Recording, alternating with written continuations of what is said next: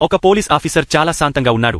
ఇంతకు ముందు ఎవరూ అలాంటి శాంతతను చూసి ఉండరు. అతని ముందు ఒక క్రిమినల్ ఒక అమ్మాయిని బందీగా చేసి ఉన్నాడు. కానీ ఆ ఆఫీసర్ మాత్రం చాలా సరదాగా తన సహచరులకు ఐస్ క్రీంలు పంచుతున్నాడు. నేరస్తుడు కోపంతో కేకలు వేసి ఈ ఆఫీసర్ ఏం చేస్తున్నాడు అని అడిగారు. ఆఫీసర్ చాలా కూల్ గా ముందు నీ వంతు కోసం వెయిట్ చేయన్నారు. చాలా సేపు ఆఫీసర్ ఐస్ క్రీం పంచడంలోనే మునిగిపోయాడు. క్రిమినల్ కి అనిపించింది తనను ఎవరూ సీరియస్ గా తీసుకోవడం లేదని. కోపంతో మళ్లీ అరిచాడు, నా సహనం అయిపోతోంది, ఇప్పుడు నేను చాలా ప్రమాదకరంగా మారతాను. కానీ ఆఫీసర్ ఇంకా కూల్ గా టెన్షన్ తీసుకోకు, నీకోసం కూడా ఐస్ క్రీం ఉంచాను అన్నారు. తర్వాత ఆఫీసర్ బిల్డింగ్ పైకి ఎక్కి అక్కడ నుంచి అరిచాడు, బ్రో ఐస్ క్రీం తింటావా?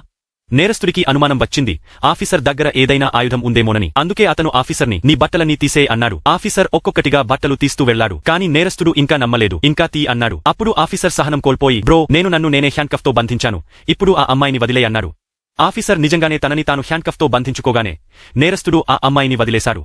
కాని వెంటనే ఆఫీసర్ని బెదిరించాడు. ఆఫీసర్ శాంతంగా నీ వెనక ఒక స్నైపర్ ఉన్నాడు అని గుర్తు చేశాడు.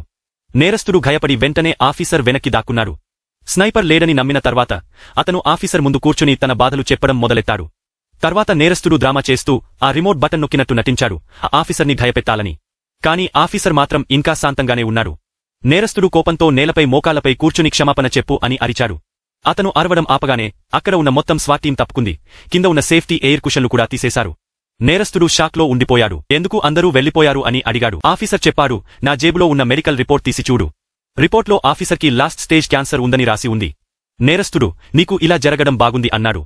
కాని ఆఫీసర్కి అది ఏమీ పట్టనట్టు, ఎలాగూ త్వరలో చనిపోవాల్సిందే, ఇప్పుడు డ్యూటీలో చనిపోతే గౌరవం దక్కుతుంది అన్నాడు. ఆఫీసర్ నేరస్తుడి పక్కన కూర్చున్నాడు. దీంతో నేరస్తుడు భయపడ్డాడు. నీవు హీరోలా చనిపోవడం నాకు ఇష్టం లేదు అన్నాడు నేరస్తుడు. ఆఫీసర్ సమాధానంగా, బ్రో నీకు థాంక్స్, నీవు నాకు ఈ అవకాశం ఇచ్చావన్నాడు. అసలు ఆఫీసరే అందరినీ తప్పుకోమని చెప్పాడు.